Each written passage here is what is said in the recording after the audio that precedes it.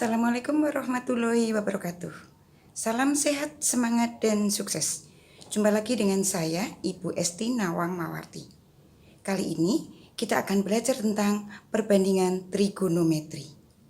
Pada video kali ini, kalian tidak sekedar mengenal rumus-rumus trigonometri, kemudian menghafal, melainkan kalian juga bisa menggali lebih dalam bagaimana memperoleh rumus-rumus trigonometri, baik itu sinus suatu sudut, kosinus suatu sudut, maupun tangent suatu sudut. Selanjutnya, kalian juga bisa menerapkan perbandingan trigonometri dalam kehidupan sehari-hari. Oke, kita akan belajar tentang perbandingan trigonometri. Ini salah satu tokohnya ya, Abu Al-Wafa. Masih banyak tokoh-tokoh yang lain. Nanti kalian bisa browsing sendiri siapa tokoh-tokoh trigonometri. Tujuan pembelajaran kita, yang pertama, peserta didik mampu menamai sisi segitiga dengan tepat sesuai dengan sudut segitiganya. Yang kedua, peserta didik mampu membuktikan sinus dan kosinus dari suatu sudut pada segitiga siku-siku berupa rasio, bukan nilai tetap. Yang ketiga, peserta didik mencari solusi permasalahan sehari-hari dengan menerapkan perbandingan trigonometri, baik itu sinus theta, kosinus theta maupun tangent theta. Ada beberapa pertanyaan yang sudah Ibu siapkan untuk dijawab. Oke ya, jadi nanti kalian menjawab 4 pertanyaan ini. Oke, kita lanjutkan. Kenapa sih kita harus belajar trigonometri? Ternyata trigonometri itu sangat berperan di berbagai bidang. Nah, di bidang astronomi, trigonometri bisa digunakan untuk menghitung berapa jarak bulan ke bumi. Sedangkan di bidang geografi, trigonometri bisa digunakan untuk menghitung jari-jari bumi maupun jarak antara dua tempat di bumi tanpa harus berkeliling. Kemudian di bidang teknik sipil, trigonometri bermanfaat dalam menentukan luas dan keliling tanah, menentukan kemiringan jalan, menentukan tinggi gedung atau menara, ataupun jembatan. Di bidang navigasi, trigonometri bermanfaat dalam menentukan jarak antara pantai dengan suatu titik di laut. Masih banyak peran trigonometri di bidang-bidang yang lain.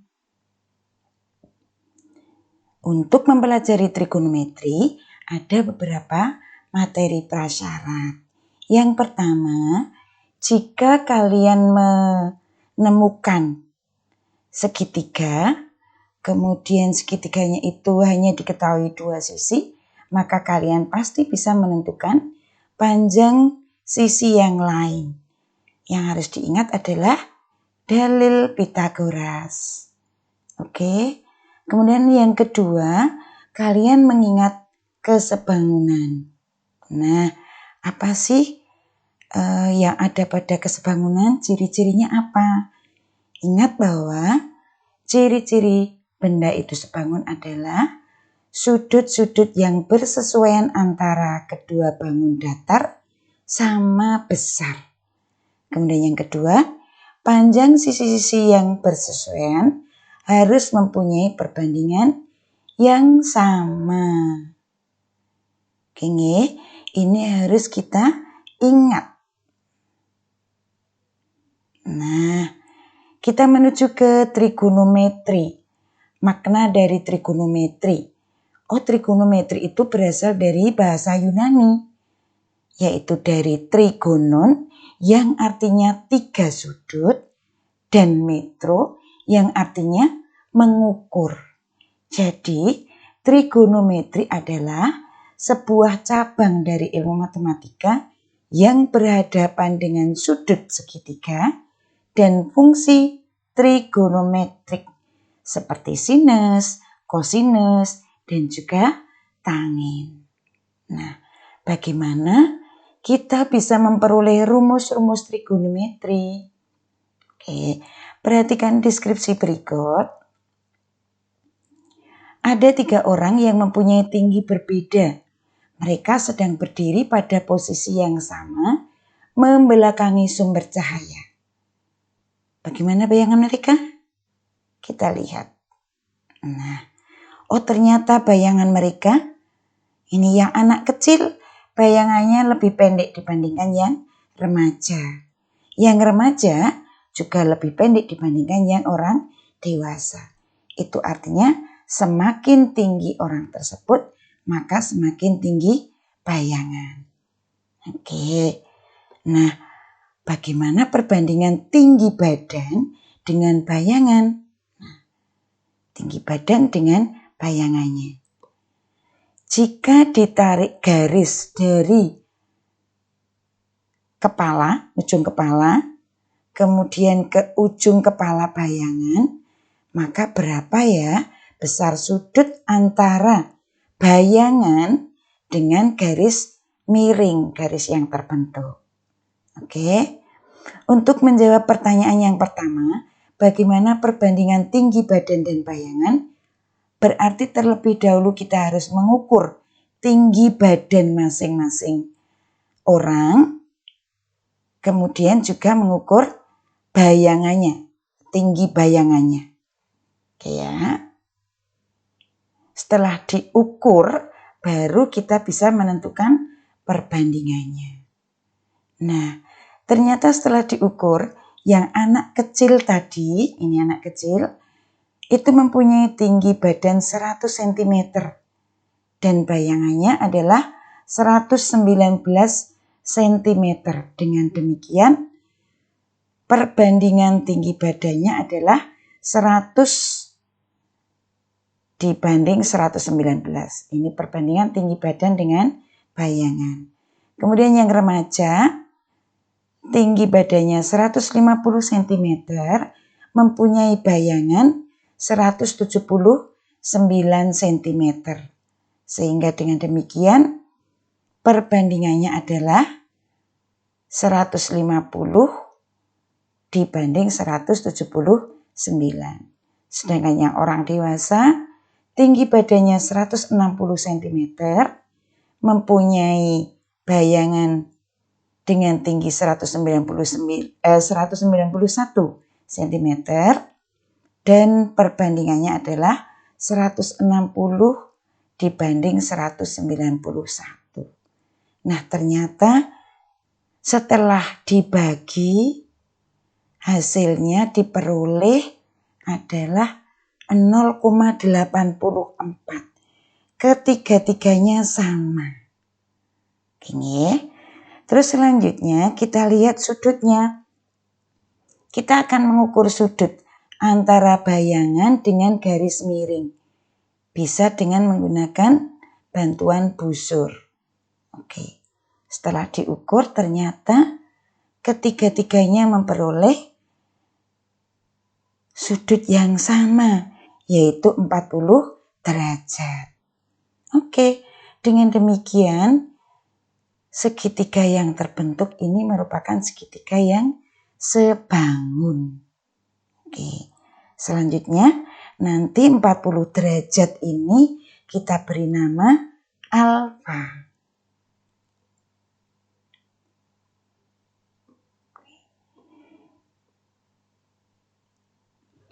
Jika sudut antara bayangan dengan garis miring itu kita beri nama alfa, maka tinggi badan tadi disebut dengan sisi depan, sedangkan tinggi bayangan disebut dengan sisi samping, dan garis dari ujung kepala orang ke ujung kepala bayangan disebut sisi miring atau hipotenusa.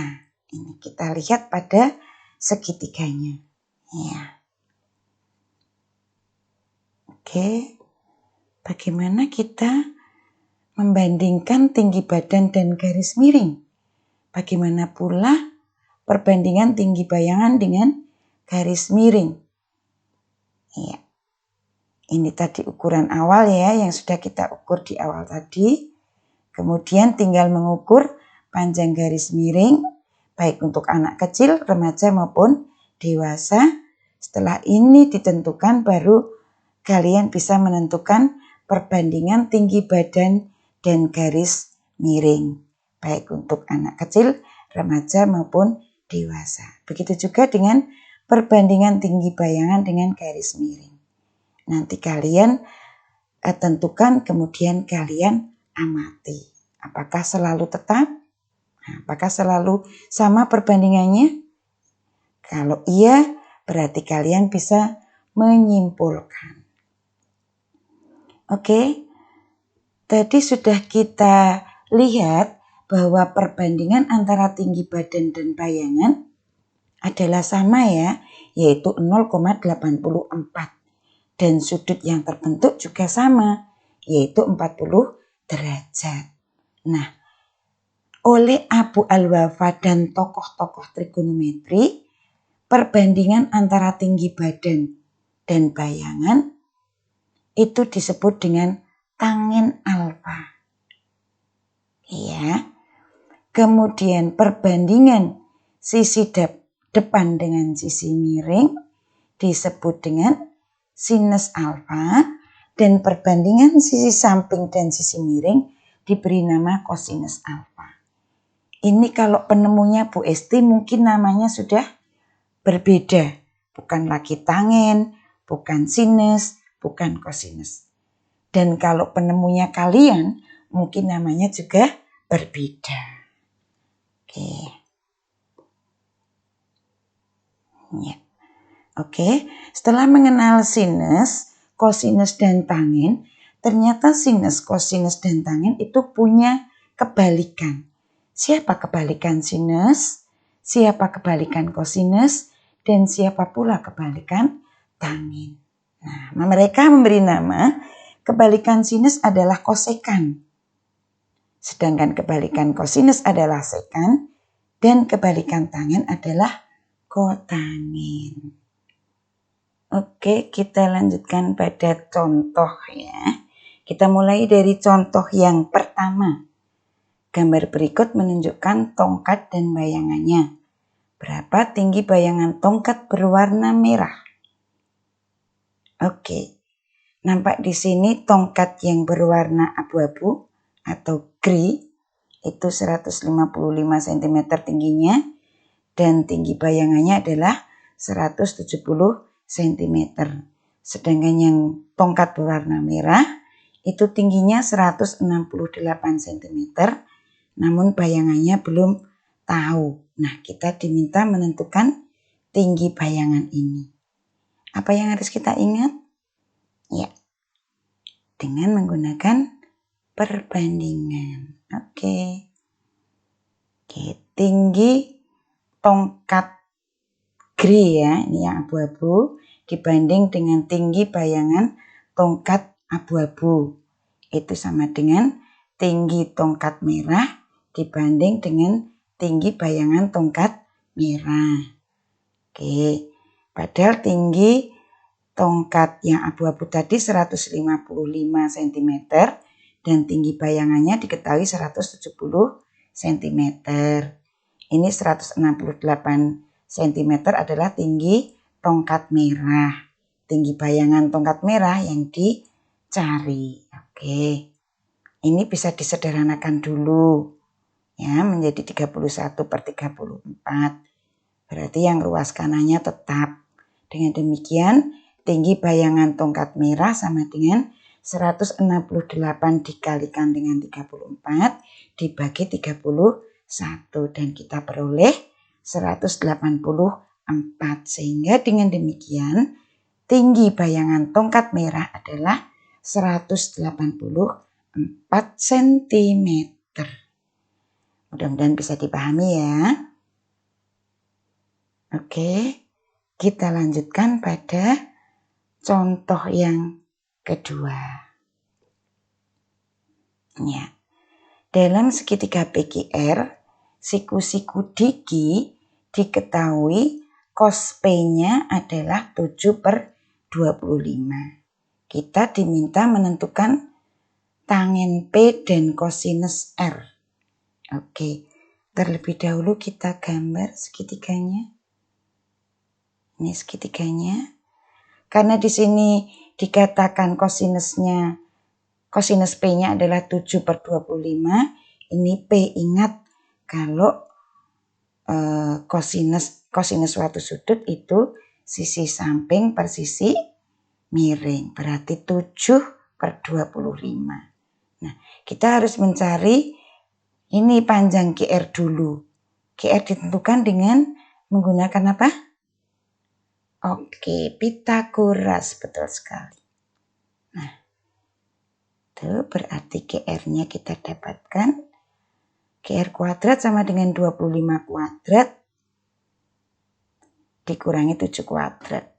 Terus dihitung, diperolehlah GR sama dengan 24 yang merupakan akar dari 576. Oke. Setelah ketemu GR 24, tadi yang ditanyakan tangen P. Ini tangen P. Tangen itu tadi perbandingan antara sisi depan dengan sisi samping. Berarti kita peroleh tangennya adalah 24/7. Kemudian kosinus R. Awas R-nya di sini. Kosinus itu berarti sisi samping per sisi miring. Sehingga kosinus R diperoleh QR per PR. Atau kita dapatkan 24/25. Oke.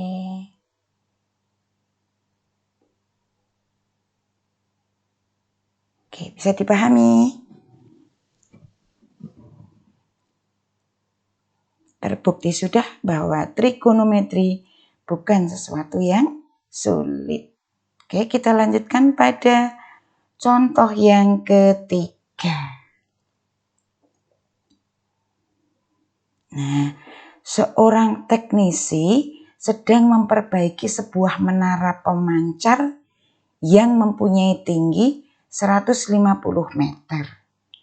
Jarak antara titik B dan titik D adalah 125 meter.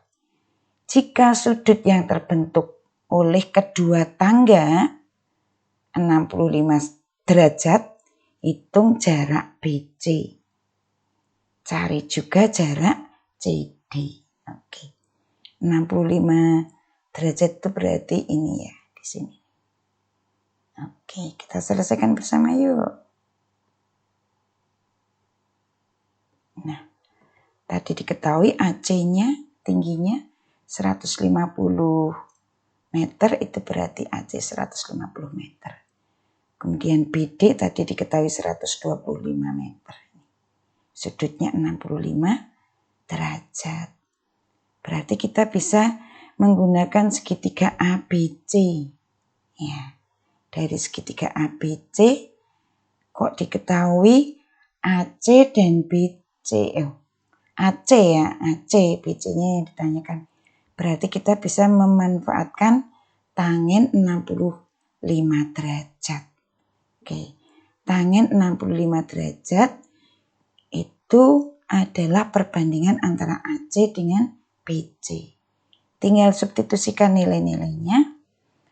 AC-nya diganti dengan 150. Tangen 65 derajat dengan menggunakan bantuan kalkulator ya. Itu diperoleh 2,14. Sehingga BC-nya bisa diperoleh yaitu 70,09. Iya. Kemudian karena BC-nya sudah bisa ditemukan, berarti kita bisa menentukan CD. Tinggal mengurangkan tadi ini 125 meter dikurangi 70,09 meter. Maka akan diperoleh CD-nya. Ya, dengan demikian panjang BC-nya adalah 70,09 meter dan panjang CD-nya 54,91 meter. Oke anak-anak, demikian pembelajaran kita perbandingan trigonometri kali ini. Ketemu lagi pada pembelajaran-pembelajaran berikutnya melalui channel yang sama. Oke, mudah-mudahan yang kita pelajari banyak manfaatnya. Terima kasih.